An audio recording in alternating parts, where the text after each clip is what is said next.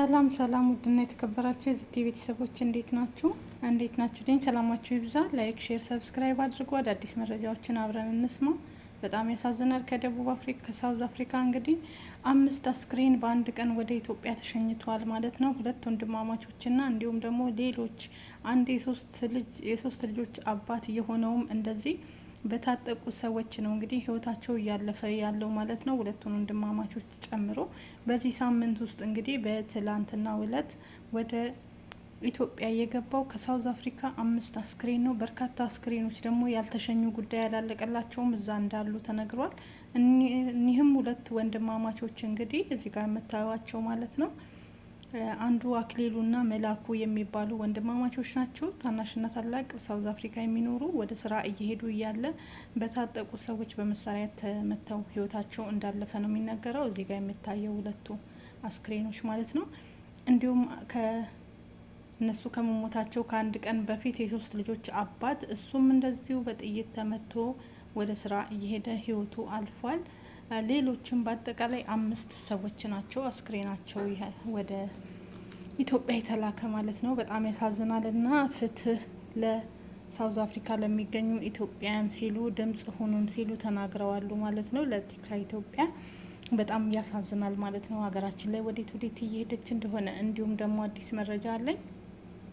እህታችን እንግዲህ በሚያሳዝን ሁኔታ አንድ እህታችን እሷም እንደዚህ በአባቷ ጥቃት ደርሶባታል። እዚህ ጋር የምታያቸው በጣም እውነት ኢትዮጵያ ውስጥ ምን እየተካሄደ እንደሆነ በአሁኑ ሰዓት ላይ በጣም በሚያሳዝን 3 መረጃ ነው ይዤላችሁ የመጣሁት። እንግዲህ ሁሉንም አብረን እንከታተል ማለት ነው። ከእናንተ የሚጠበቀው ላይክ፣ ሼር፣ ሰብስክራይብ ብቻ እያደረጋችሁ ቤተሰብ እንድትሆኑ እና ሀገራችን ወዴት እየሄደች ነው? እስከ መቼ ድረስ ነው ኢትዮጵያ አስክሬን ብቻ መሸከም ስራዋና እንትኗ የሆነው? ሁሌም አስክሬን ብቻ እየተላከ እስከ መቼ ድረስ ነው? ይሄ ፍትህ የሚባልበት መቼ ነው የሚቆመውስ? መቼ ነው? እዚህ ጋር እንግዲህ የህፃኑ ወላጆች ናቸው የህፃኑ ቤተሰቦች እንግዲህ ፍትህ ለህፃኑ ሲሉ እየሰማን ያለ ነው ማለት ነው። በአርባ ምንጭ የተገደለው ህፃን የጋሞ ዞን ማለት ነው። ሁሉም ፍትህ ሲጠይቁ የሚያሳይ መረጃ ነው ተብሎ የተረገመ ይመስል እለት ለጆሮ የሚደርሱ ዜናዎች ልብን የሚያደሙ መንፈስን የሚረብሹ መሆን ከጀመሩ ሰነባብተዋል። ሰው ላይ በዚህ ልክ እንዴት ይጨክናል አስብለው ያስደነገጡን በርካታ አሳዛኝ ክስተቶች ሲደርሱ ተመልክተን ዘግናኝ ድርጊቶችም ተፈጽመው ሰምተን እናውቃለን። ከአርባ ምንጭ ከተማ የተሰማው አስደንጋጭ ድርጊት ግን ከሁሉ የባሰ ሆኗል። ከተማዋ ምድሯ ላይ በሆነው ዘግናኝ ድርጊት ምክንያት ጨልማለች። ነዋሪዎቿ የጭካኔ ጥግ በተገለጠበት ወንጀል ልባቸው ተሰብሯል። ከቤት ከወጣ በኋላ የገባበት ጠፍቶ ሲፈለግ የቆየው የ10 ዓመት ታዳጊ ልጅ በሰቅጣጭ ሁኔታ ተገሎና አስክሬኑ ተቆራርጦ መጸዳጃ ቤት ተቀብሮ መገኘቱ ተሰምቷል። ከቅርብ ጊዜያት ወዲህ እየተሰሙ ያሉ ህጻናት ላይ እየደረሱ የሚገኙ አፈናና እገታ እንዲሁም ግድያዎች በየአካባቢው ተበራክተው መፈጸማቸው አሳሳቢ ደረጃ ላይ መድረሱ እየተነገረ ባለበት የባሰ አለ ያስባለው ይህ አስደንጋጭ ክስተት ተፈጥሯል። አይደለምና ጨክነው ሊገድሉት አጥብቀው ሊያቅፉት የሚያሳሳውን ታዳጊ ከሰው ልጅ በማይጠበቅ የአውሬ ተግባር በሆነ ጭካኔ ተገሎ መገኘቱ መላ ህዝቡን ያሳዘነ ሲሆን የገዳዩ ማንነት ደግሞ ነገሩን የከፋ እንዲሆን አድርጎታል። የልጃቸው መጥፋት ያስጨነቃቸው ወላጆች በይገኛል ተስፋ እያፈላለጉት ባለበት ሰዓት እንዲህ ልብን የሚሰብር መርዶ ሰምተዋል። ለመሆኑ የተፈጠረው ምንድነው? በታዳጊው ልጅ ላይ የደረሰው ወንጀልስ ምን ይመስላል? መላ የከተማዋን ነዋሪ ሆ ብሎ ያስወጣው የታዳጊው ግድያ መንስኤስ ምንድነው? ይህንን አረመናዊ ድርጊት የፈጸመው ሰው መጨረሻስ ምን ሆነ? ፖሊስ በጉዳዩ ዙሪያ ያወጣው መግለጫ ፖሊስ እንግዲህ ያወጣው መግለጫ ምንድነው? የትኛውም ሰራተኛ የቤት ሰራተኛ ሴትም ሆነ አከራይ ተከራይ ስትቀጥሩ እንዲሁም ተከራይም ቢሆን ስታስገቡ ትክክለኛ ማንነቱን አድራሻውን ሳትይዙ ምንም አይነት ነገር ሰዎችን ዝም ብላችሁ ቤት ውስጥ እንዳታስገቡ በማለት እንግዲህ ማስጠንቀቂያ ፖሊስ ተናግሯል ማለት ነው። ከእለት እንግዲህ አዳዲስ ነገሮችን እየሰማን ያለ ነው። በጣም በሚያሳዝን ሁኔታ ልጁም ተይዟል ማለት ነው። አስክሬን ከጉድጓድ ተቆፍሮ ወጥቷል ከነበረበት ከሽንት ቤት ማለት ነው። እረ በጣም ያማል። እንጃ ጆሮአችን መጥፎ ነገርን ብቻ ስማ ተብሎ የተለመደ እስኪ መስል ድረስ ማለት ነው። ኢትዮጵያ ውስጥ እየተደረገ ያለው ነገር ሰቅጣጭ፣ ዘግናኝ፣ አሳዛኝ፣ አሳፋሪ ስራዎች እየተሰሩ ናቸው ከእለት ማለት ነው። ይሄንንስ ለማን ይነገራል? ለማንስ አቤት ይባላል ማለት ነው? እውነት ማንም ይሰማን? ለዚህ ህፃን ፍትህ ሁላችንም ማለት አለብን። እንዲሁም በደቡብ አፍሪካ ላሉት ወገኖቻችን፣ በሳውዝ አፍሪካ ላሉት ወገኖቻችን ለነሱም ድምጽ መሆን አለብን። እያንዳንዳችን ድምጽ እንሆን ማለት ነው።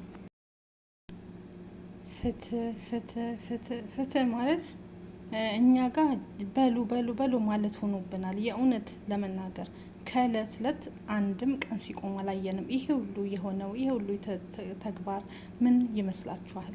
ይሄ ነገር እንደዚህ እየሆነ ያለው ከእለት እለት ምክንያቱም የፍትህ ስርዓታችን በጣም የወረደ ነው፣ የኢትዮጵያን ማለት ነው። በጣም ከሚባለው በላይ ማለት ነው። ምክንያቱም እኛ ጋር ፍትህ የለችም። ኢትዮጵያ ውስጥ ያለው ፍትህ ትክክለኛ ፍትህ አይደለም።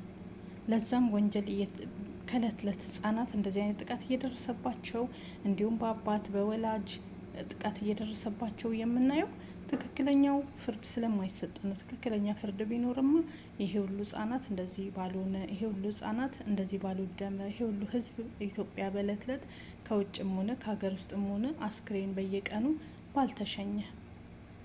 በጣም ልብ ሰባሪ ነው። በአሁኑ ሰዓት ላይ እየሰማን ያለ ነው። የእውነት አንድም ቀን ጥሩ ነገር አንሰማም። ሁሌም እዚህ ጋር እንደዚህ ሆነ በቃ በኢትዮጵያን ላይ የሚደርሰው አሰቃቂና አሳዛኝ ነገሮችን ነው ሁሌም የምንሰማቸው ማለት ነው። እና ይህ ነገር እንዴት ይሆናል? እስከ መቼ ድረስ ነው ይሄስ የሚቀጥለው? ምንስ ማቆሚያ አለን? በውጭም ያሉ ኤምባሲዎች ተወካዮች ለምንድን ነው ለዜጋቸው የማይቆሙት?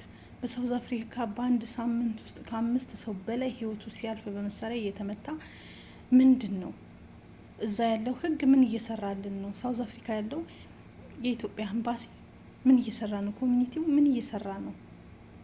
ካልሆነ ኮሚኒቲውንም ማንሳት፣ ህዝቡን ወደ ሀገር መመለስ።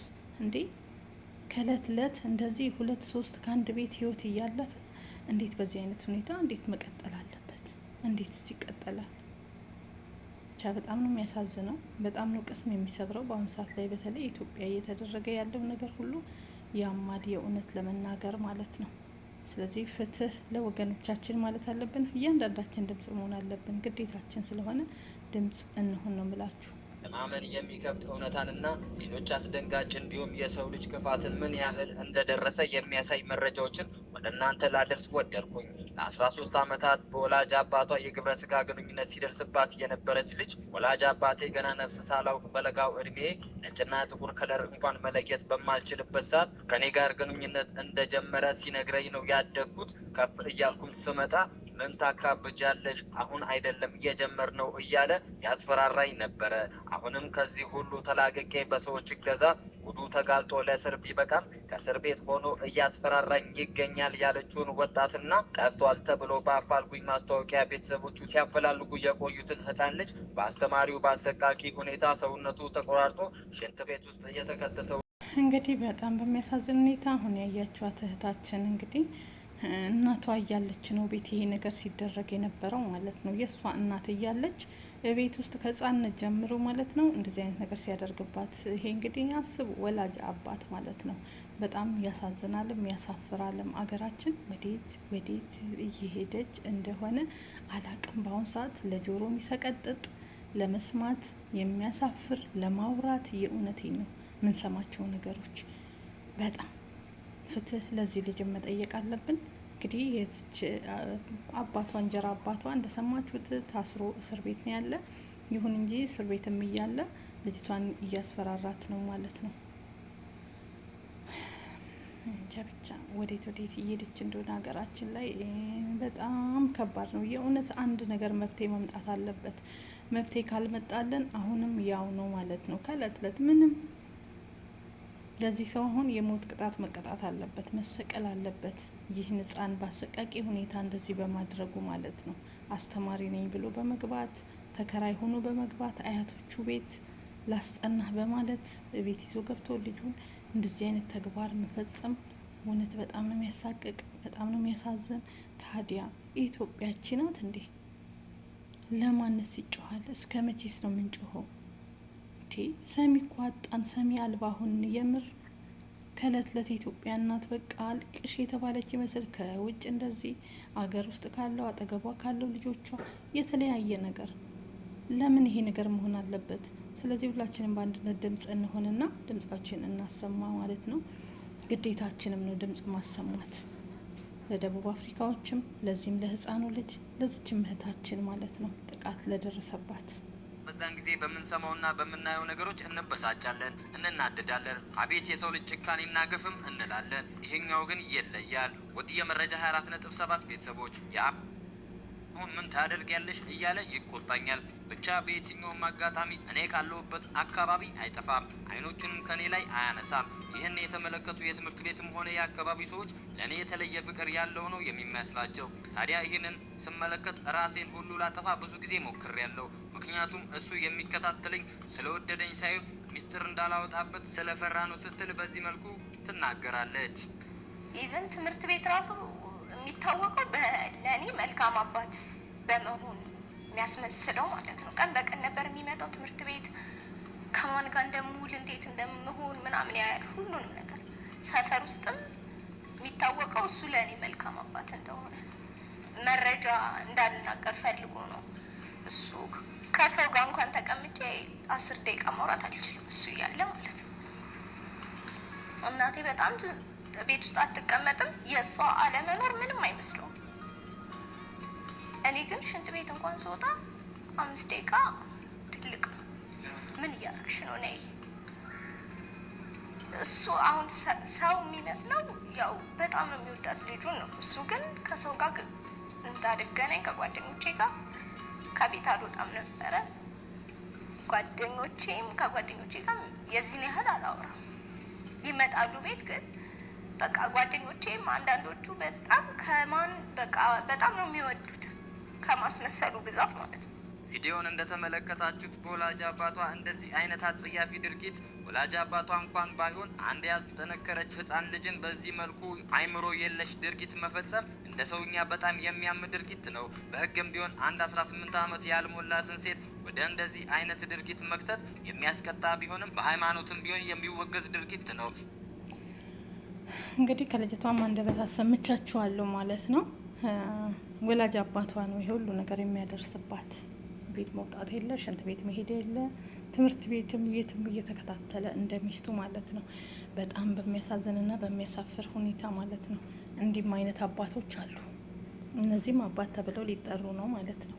አቤት አምላኬ ሆይ ሰው በወለደው ልጁ ይሄንንም ጎረቤትና ቤተሰብ ካወቀ በኋላ ካሳወቀች በኋላ ከዛም በኋላ እንግዲህ አሁን እስር ቤት ነው ያለ። ከእስር ቤት ደግሞ እያስፈራራት እንደሆነ ነው። ልውጣ እንጂ እሰራልሻለሁ እንዲያደርግልሻለሁ እያለ ያስፈራራታል ማለት ነው። ብቻ በጣም ያሳዝናል። ለጆሮ የሚሰቀጥጥ ነው ሁሉም ነገር የምንሰማው ሀገራችን ላይ በአሁኑ ሰዓት። የሚያስፈልገን ኢትዮጵያ ጸሎት ነው። የእውነት ነው የምለው። ሁላችንም በየሃይማኖታችን ወደ ፈጣሪያችን ካልጮህን መጨረሻችን አያምርም ማለት ነው። እግዚአብሔር ሆይ ሰላሙን ነገር ያምጣልን መድኃኔዓለም። በጣም ነው የሚያስፈራ፣ በጣም ነው የሚያሳቅቅ እየተደረገ ያለው ነገር፣ እየተሰማ ያለው ነገር። እንግዲህ በደቡብ አፍሪካ በትላንትናው ዕለት 5 አስክሬን በአንድ ላይ ገብቷል ማለት ነው። የሁለት ወንድማማቾችን ጨምሮ ማለት ነው። በጣም ያማል። ነፍስ ይማር ለሞቱት፣ ላሉትም እግዚአብሔር አምላክ መጽናናትን ያድልልን። ለህፃኑም ፍትህ እንበል። ለሁሉም ወገኖቻችን ፍትህ ያስፈልጋቸዋል። በአንድ ድምጽ ፍትህ እንበል ለወገኖቻችን።